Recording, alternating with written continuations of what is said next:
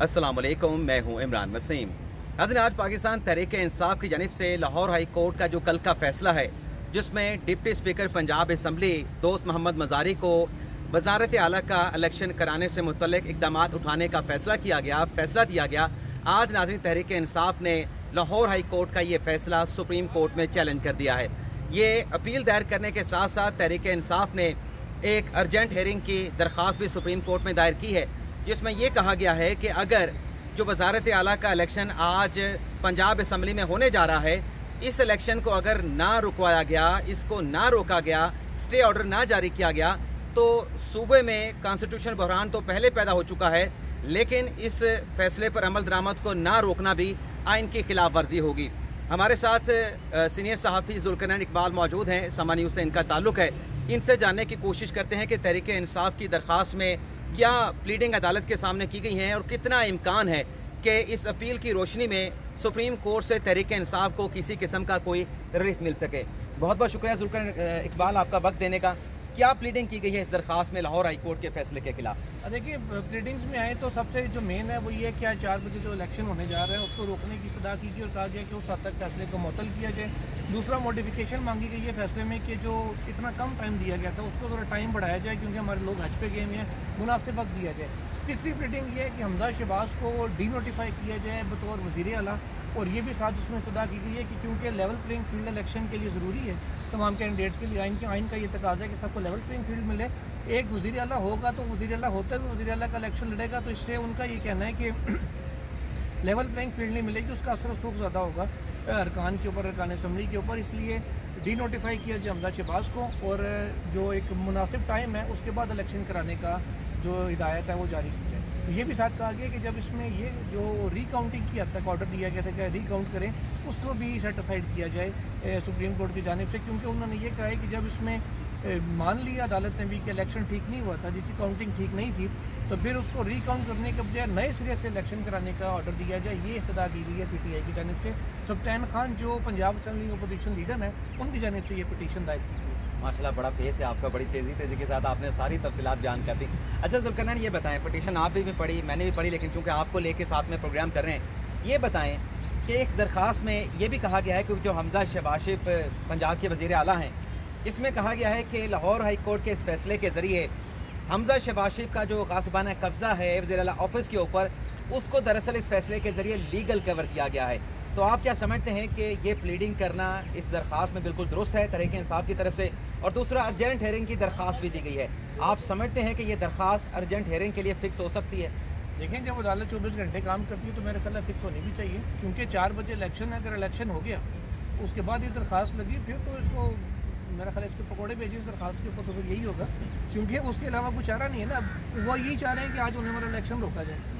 अब chief justice भी इस्लामाबाद में हैं और इस वक्त सुप्रीम कोर्ट में मेरे ख्याल को 5 जजेस बैठे हुए भी हैं, तो 3 जजेस बैठे हैं, एक ही बेंच। हाँ, एक ही बेंच है, 3 जजेस। एजाजुल एहसन साहब हैं, उसमें मंसूर अली खान हैं और मंसूर अली शाह हैं और जैसे जमाल खान मंदुकेल हैं। हाँ जी, 3 ये मौजूद हैं, एक चीफ साहब भी हैं, तो तीनों अपने बेंच भी सुन सकता है इसको। बाकी 1-2 जजेस की भी इतला है कि इस्लामाबाद में है, वो शायद बेंच का हिस्सा नहीं है। स्टे ऑर्डर करके फर्दर हेयरिंग के लिए लार्जर बेंच भी बन सकता है। लार्जर बेंच बन सकता है। मंडे को हेयरिंग इसके ऊपर फर्दर आगे हो सकती है और सुप्रीम कोर्ट इसको मंडे टू ट्यूसडे को डिसाइड कर सकती है वंस फॉर ऑल इस मामले को, कि क्या होना है क्या नहीं होना। लेकिन वो जैसे सजाए मौत की केस में होता है, अर्जेंटली बंदा तो फाइल लग जाता है, फाइल लगने से रोकने के लिए कहते हैं जब तक फैसला नहीं होता इसको रोका जाए, लेकिन इलेक्शन रोकना है। लेकिन जुल्करनैन, ये भी है ना कि जब लाहौर हाई कोर्ट में इस केस की समाअत चल रही थी, तो जो टिकर्स टीवी पे चलते थे, जो खबर मुख्तलिफ न्यूज़ चैनल की वेबसाइट के ऊपर हम देखते थे, चैनल के ऊपर सुनते थे, उसमें ये खबर सामने आती थी कि तहरीक इंसाफ का वकील अदालत से कह रहा है कि छोड़ें आप 16 अप्रैल के मामले को, इस मामले को 16 अप्रैल तक ना ले जाया जाए, सुप्रीम कोर्ट के फैसले के बाद आप फैसला सुनाएं। यानी जल्द फैसले की दरख्वास्त तो तहरीक इंसाफ कर रही थी, और उससे पहले पीर के रोज़ गालिबन 10 दिन का वक्त मांगा गया था। लेकिन कल की हेयरिंग में तो तहरीक इंसाफ के वकील ने यह भी नहीं कहा कि मुझे मोहलत नहीं चाहिए, कि कितने अरसे के बाद ये इलेक्शन होना चाहिए। वो इस बात से भी जो है वो इस अपने आर्गूमेंट से भी वेव ऑफ कर गए। तो फिर क्या होगा? जो क्वेश्चन फ्रेम किया था ना कि 16 अप्रैल को की पोजीशन पे वापस ले जाया जाए, यानी कि दोस्त मोहम्मद मज़ारी भी इलेक्शन कराएं, पीटीआई बेसिकली ये नहीं चाहती थी कि दोस्त 16 अप्रैल पर वापस जाए, दोस्त मोहम्मद मज़ारी को इलेक्शन कराना पड़े उनको, क्योंकि उनके ऊपर एतमाद नहीं है। जो सिचुएशन पंजाब असेंबली सबके सामने है, तो रिपीट करने की ज़रूरत नहीं है उसको। तो वो इस वजह से जो क्वेश्चन फ्रेम किया था, इससे वो रिट्रीट इस वजह से पीटीआई को करना पड़ा कि कोर्ट का मूड वहाँ जाने का है। हम उस तरफ नहीं जाना चाह रहे। इस वजह से ये शायद उनकी स्ट्रेटजी थी उनके वकील की, जो ये उन्होंने किया। लेकिन ये जो मेरी बात हुई थी उनसे कल की हेयरिंग से पहले रात को, तो उन्होंने यही बताया था कि जी हम तो नहीं चाह रहे कि 16 अप्रैल को चले, लेकिन कोर्ट का मूड करिए। और एट द एंड कोर्ट गई भी उसी मूड के ऊपर कि वही सारा कुछ होगा। फिलहाल तो आज रिकाउंट होगा, 172 का 186 अगर कोई नहीं ले सकता तो फिर दोबारा से पोलिंग होगी, फिर जो अक्सरियत लेगा होगा। और मुजारी साहब शायद आज ही दोबारा रीपोल करा दें, इसलिए पीटीआई को ये खर्चा है कि जी हमारे जो अर्जिन कुछ हज पे गए हैं। अच्छा जुल्फिकार, ये हज वाली बात पे भी आते हैं, जो आपकी बात को मैंने काटा है कि नंबर किसने पूरे करने थे। जब आपने पिटीशन फाइल की हुई थी, आपका इतना स्ट्रॉन्ग केस था, तो नंबर भी आपको पूरे करके रखने चाहिए थे। इस पर भी आते हैं, लेकिन उससे पहले जो एक अहम सवाल आपसे पूछना है कि ग़ालिबन कोई 27 से 28 घंटों का लाहौर हाई कोर्ट ने वक्त दिया है तहरीक इंसाफ को कि आज 4 बजे पोलिंग होगी। कल तकरीबन 1-1:30 बजे यह फैसला सुना दिया गया था और 4 बजे का वक्त दिया गया कि सेशन बुला के इस पर पहले रीकाउंट कराया जाए, रीकाउंट में अक्सरियत नहीं आती तो फिर रीपोल करवा दिया जाए। तो ये कोई 26 से 27 या 28 घंटे बनते हैं। सुप्रीम कोर्ट में डिप्टी स्पीकर कासिम सूरी की रूलिंग को जब सुप्रीम कोर्ट ने सेटिसाइड किया था, तब भी कोई 36 घंटों का वक्त दिया गया था। 7 अप्रैल को 8:30 बजे 9 बजे हमने फैसला रिपोर्ट किया था, आपने भी रिपोर्ट किया था, और 9 अप्रैल को दिन 9 बजे कौमी असम्बली का इजलास बुलाने का कहा गया था। उसमें भी अदालत ने किसी पार्टी से नहीं पूछा था भी आपके नंबर पूरे हैं, आपके लोग पूरे हैं, कहीं बाहर तो नहीं गए हुए, घरों पे तो नहीं गए हुए, छुट्टियों पे तो नहीं गए हुए। तो क्या ये चीज़, इसी बात को मद्देनज़र रखते हुए सुप्रीम कोर्ट के फैसले को, क्या रिलीफ मिलने का भी इम्कान है? देखिए, रिलीफ मिलने का मेरी नज़र में टेम्परेरी रिलीफ का इम्कान है, मुकम्मल का तो नहीं। टेम्परेरी 50-60% आज से मिल जाए। जो आप बात कर रहे हैं ना कासिम सूरी वाली रूलिंग की, वो केस डिफरेंट था। डिफरेंट इस सेंस में था कि उसमें अपोजिशन ने 172 लोग पूरे करने थे और वो अपने 172 पूरे करके बैठे हुए थे। उस दिन भी जिस दिन ये रूलिंग दी गई थी, और उसके बाद भी उन्होंने यही ऑर्डर किया था। हमारा केस भी तो अपोजिशन का ही था ना, अपोजिशन का। तो यहाँ पर भी पीटीआई का केस था, ये भी अपोजिशन में है। उन्होंने अपने बंदे पूरे करे थे, क्या इन्होंने पूरे नहीं करने थे? बंदे तो पूरे करने थे, लेकिन इनका केस कब से दायर हुआ था और अब आगे अगर हम अब आप ये कहेंगे तो बंदा वाशरूम भी नहीं जाएगा, फेयर होके बात करें, वाशरूम जाएं, लेकिन फिर भी यार कुछ जिम्मेदारी इनकी अपनी भी थी ना। मेरी बात, इस बात को ज़हन में रखते हुए चले अदालत के सामने दरखास्त ही कर देते कि हमारे इतने बंदे हज पे गए हुए हैं, बैरून मुल्क गए हुए हैं, कोई वर्किंग नहीं थी। ये तो नजर आई है ना कि वर्किंग नहीं थी इनकी। ये तो किसी को पता ही नहीं था ना कि अदालत ये कह देगी कि सुबह ही जाके करा लो।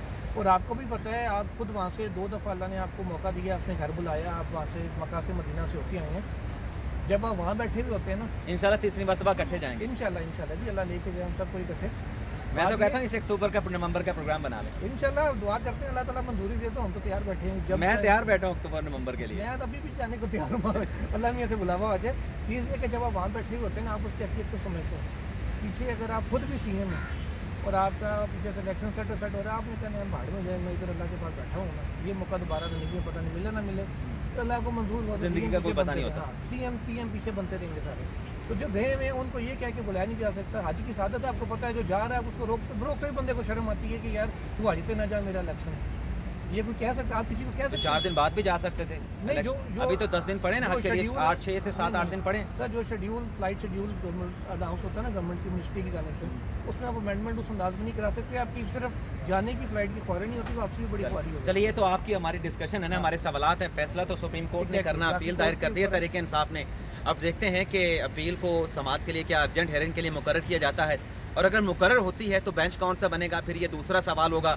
क्योंकि बहुत सारे दोस्त हमने देखा है कि जो सियासी खबरों पर, अदालती खबरों पर नज़र रखते हैं, जैसे बेंच बनता है तो उस पर कमेंट करना शुरू कर देते हैं। तो ये भी देखना होगा कि बेंच कौन सा बनेगा, और फिर क्या बेंच बनने के बाद कोई तहरीक इंसाफ को रिलीफ मिल सकता है, नहीं मिल सकता, ये तीसरा सवाल होगा। लेकिन हम आपसे इजाज़त चाहेंगे, अगर कुछ डेवलपमेंट हुई तो वो अगले व्लॉग में आपके साथ शेयर करेंगे। लेकिन अब तक के लिए इतना ही। अल्लाह ताला हम सबका हामी नासिर हो, दुआ में याद रखिएगा। अल्लाह हाफ़िज़।